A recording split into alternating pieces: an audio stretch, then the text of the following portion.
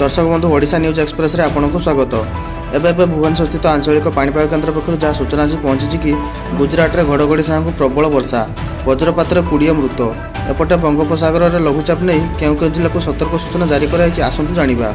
दर्शक बंधु संपूर्ण खबर देखा पूर्व आपड़ जब आम चैनल को प्रथम थर आसमें चैनल टी सब्सक्राइब कर पाखे बेल आइकन को दबी ऑल नोटिफिकेशन को ऑन कर रखिए जहाँफल आम चैनल लेटेस्ट न्यूज आपने सर्वप्रथम पाइपर। तो चलतु डेट नक आज खबर पर नजर पकाइबा। गुजरात में अदिनिया मेघ साहू प्रबल घड़घड़ी वज्रपात गोटे दिन में 20 जनकर मृत्यु घटवा नहीं सूचना मिली। एसह एकर एकर जमीन फसल नष्ट हो जाइए। केन्द्र स्वराष्ट्र मंत्री अमित शाह एने शोक व्यक्त करने शोक संतप्त परिवार को समवेदना जणाइछन्ति। एक्स पोस्ट शाह कहते गुजरात विभिन्न सहर में खराब पाग और वज्रपात जो अनेक लोकों मृत्यु खबर शुणी मु अत्यंत दुखित। यह दुखद घटना प्रियजन को हराई परिवार को गभीर समवेदना जनाऊँगी। आहत मानक शीघ्र आरोग्य प्रार्थना करुच्ची। स्थानीय प्रशासन रिलीफ कार्य नियोजित थिबा कहते शाह। भारतर पाणीपाग विभाग आईएमडी अनुसार दक्षिण गुजरात और सौराष्ट्र जिलार केतेक अंचल अधिक वर्षा होवार संभावना रही।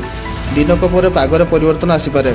राज्य जरूरीकालीन ऑपरेशन सेंटर तथ्य जमापड़ी जे रविवार गुजरात 252 सब डिविजन मध्य 234 अंचल में वर्षा रेकर्ड कर सूरत सुरेन्द्रनगर खेड़ा तापी भारुच और आमरेली जिलागुड़िक 16 घंटा मध्य 50 ରୁ 117 मिलीमीटर पर्यंत सर्वाधिक वर्षा रेकर्ड कर।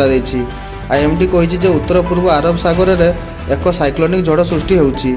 यार प्रभाव सौराष्ट्र और कच्छ अंचल में सर्वाधिक वर्षा होबार संभावना रही।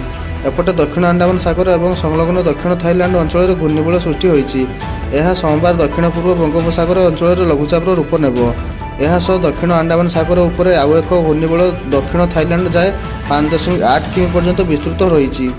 29 तारिख बेलू घनीभूत हो अवपातर रूप नहीं पारे। यही अवपात बात्यार परिणत हेले यह उत्तर उत्तर पूर्व दिग को गति कर पश्चिमबंग किंबा बांग्लादेश आड़ को गति करने संभावना रही।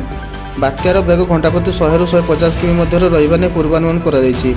एबे राज्य को यार प्रभाव पड़िबोनी बोली पाणीपाग विशेषज्ञ माने आकलन करिसेंती, किंतु किछि स्थान रे पाग टिके कोहला रहिबो। Bureau report Odisha news express.